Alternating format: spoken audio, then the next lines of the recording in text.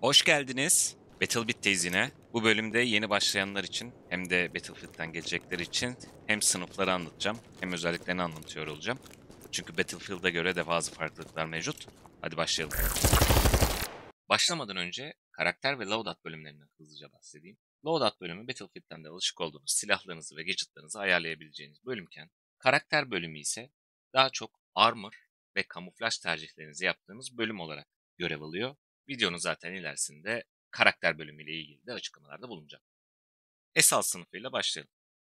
Oyuna ilk başladığınızda varsayılan sınıf olarak başlıyorsunuz esalt sınıfına. Adı üstünde esalt rifle'lar üzerine kurulmuş çeşitli AK'lar, M4A1, Scar, AUG, FAMAS, ACR gibi silahların olduğu sınıf bu. Ama başka türde bir silah kullanamıyoruz. Başka türde bir tüfek kullanamıyoruz. Başka bir sınıf da bizim gibi assault rifle'ları kullanamıyor. Çünkü bu sınıfa özel olarak reload speed'de %25 iyileşme, nişan almada %20 iyileşme ve silahlar arası geçişte de %25 hızlanma gibi 3 tane pasif özellik bulunuyor. Bu 3 pasif özellik de aslında oyun içerisinde çok işe yarayan özellikler. Bu nedenle aslında silah çeşitliliği olarak düşük gözükse de diğer silahları kullanamıyor olduğu için dezavantaj gözükse de bu özellikleri sayesinde bu silahları çok etkin ve efektif olarak kullanabiliyorsunuz bu sınıfta. Tabancalar tüm sınıflarda aynı. İstediğiniz silah, tabancayı kullanabiliyorsunuz. First aid aslında bandaj dediğimiz kısım. Oyunun içerisinde kanama mekaniği var. Vurulduktan sonra veya belirli hasarlar aldıktan sonra kanama başlıyor ve canınız azar azar gidiyor. Bu bandajla onu durdurabiliyorsunuz. Primary gadget'lar içerisinde Smoke Grenade Launcher var. Medic sınıfıyla beraber ortak kullanabildiğiniz bir silah bu. Smoke Grenade sayesinde düşmanın görüşünü kısıtlıyorsunuz. Secondary gadget'larda Grappling Hook var. Sniper sınıfıyla beraber kullanılıyor. Sniper sınıfında da var Grappling Hook. Haritanın içerisinde normalde çıkamayacağınız binaların üstüne, yamaçların üstüne çıkmanızı sağlıyor. Düşmanlara sürpriz yapabiliyorsunuz bunun sayesinde. Pickaxe ve balyoz da yine sniper sınıfıyla beraber kullanılıyor. Pickaxe daha çok tuğlaları teker teker kırmakta, balyoz ise böyle büyük tuğla kırmakta kullanılıyor. Evet, oyunun içerisinde bir sürü tuğla bölüm var. Bunların tamamı kırılıyor. Bu tuğlaları isterseniz deniz manzarasını görmek için kırabilirsiniz. İsterseniz düşmanınızın arkasından dolaşmak için de kullanabilirsiniz. Bu sınıfa özel olarak kalkan mevcut. Bu kalkanla özellikle oyunun sıkıştığı yerlerde takım arkadaşlarınızın önüne geçerek hasar almalarını engelleyebilirsiniz ve oyunu açabilirsiniz. Bir de küçük mermi kutunuz var. Support sınıfının dışında mermi kutusu taşıyabilen tek sınıf Assault sınıfı, ancak bunun içerisinde çok daha az cephane bulunuyor. Bu cephaneyi hem siz hem de takım arkadaşlarınız kullanabiliyor. Bombalara baktığımızda ise bombalar içerisinde de genel bütün bombaları kullanabiliyoruz. Özel bir bombası bulunmuyor. Oyunda dinlen iyleş mekaniği olmadığı için takımların olmazsa olmaz sınıfı Medic'e geçelim. Medkit'e sahip tek sınıf ve 20 tane bandaj taşıyabiliyor. Diğer sınıflar 3-5 arası taşıyabilirken. Bu sınıfta Assault Rifle'ların yanı sıra SMG'leri, PDW'ları ve Carbine tüfekleri kullanabiliyoruz. Ancak silahları etki eden Assault gibi özel bir pasifi yok. Genel rol olarak Revive, Heal ve bandaj arkada görev alan bir sınıf gibi gözükse de dinlen iyileşin olmaması ve silah çeşitliliğinin yüksekliği sayesinde iyi bir saldırı sınıfı olarak da kullanılabiliyor. Tabancalar tüm sınıflarda aynı. Primary Gadget'ta Smoke Grenade Launcher var, Assault'ta olduğu gibi. Biraz önce bahsettiğim Secondary'de Medkit var. Bombalar içerisinde de tüm genel bombaları kullanabiliyoruz.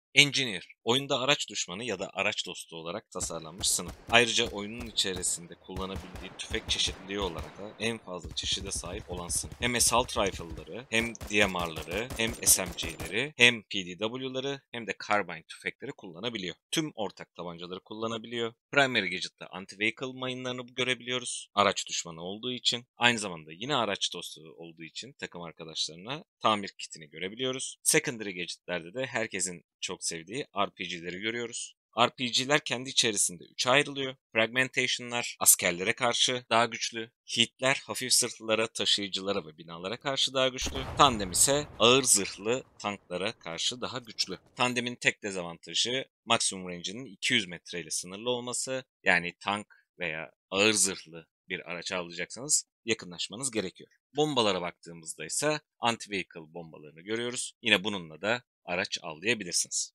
Support sınıfı. Light Machine ve Light Support Gun'ı kullanabilen tek sınıf. Büyük cephane kutusuyla hem gadgetları hem mermileri hem de bombaları tazeleyebiliyor. Takımın bu anlamda bel kemiklerinden birini oluşturuyor. Çünkü özellikle 127'ye 127 maçlarda merminiz çok çabuk bitebiliyor. ki birazdan bahsedeceğim zırh yapılanması nedeniyle şarjörünüz azalırsa daha da hızlı merminiz bitiyor. Sınıf özelliği olarak Exo Armor'u kullanabiliyor. Bunu kullanabilen tek sınıf. Bu da size daha fazla zırh kazandırıyor. Ayrıca diğer sınıflara göre oyun içerisinde daha fazla yapı kurabiliyorsunuz. Kendiniz ve takım arkadaşlarınız için cover'lar oluşturabiliyorsunuz. Silah altına bipod ekleyebilen Recon haricinde, Sniper sınıfı haricinde diğer sınıfta yine support sınıfı. Yere yattığınızda veya silahınızı bir yerin üzerine koyabildiğinizde bipod açılıyor ve mermilerinizin daha isabetli gitmesini, daha hızlı olmasını sağlıyor. Tüm ortak tabancaları kullanabiliyor. Ortak tüm primary gadget'leri kullanabiliyor. Bahsettiğim büyük mermi kutusu ve küçük mermi kutusunu kullanabiliyor. Bomba olarak da tüm ortak bombaları kullanabiliyor.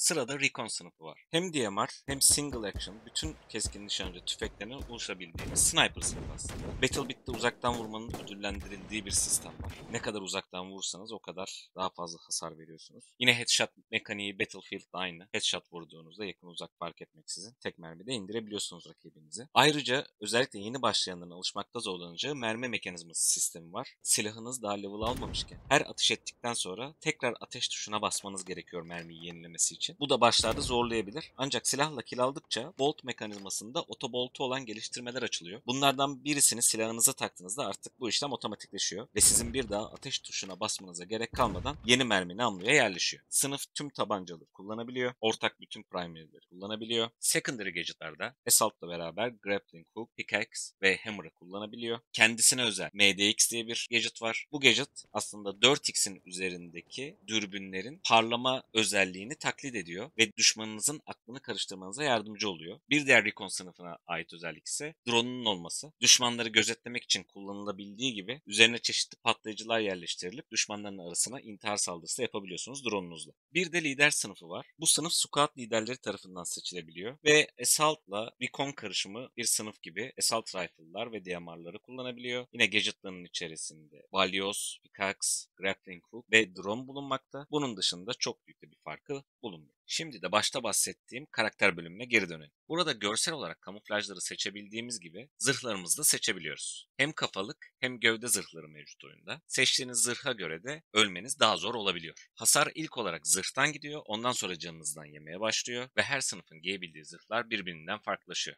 Zırh değerleri, bomba şarjör taşıma kapasiteleri, koşma hızı, nişan alma hızı bunların hepsi giydiğiniz zırhla doğru orantılı. Tamamen kendi build'inizi yapmak size bağlı bu konu. Örneğin support'ta bahsettiğim egzo zırhı oyun içerisindeki en güçlü zırh. Diğer bütün zırhlara göre daha fazla armor veriyor ve bu sadece support tarafından kullanılabiliyor. Assault, Engineer ve Medic sınıfları heavy zırhları kullanabiliyorlar. Yani ağır zırhları kullanabiliyorlar. Ancak Medic sınıfı bu zırhı ancak 140. level'dan itibaren sahip olabiliyor.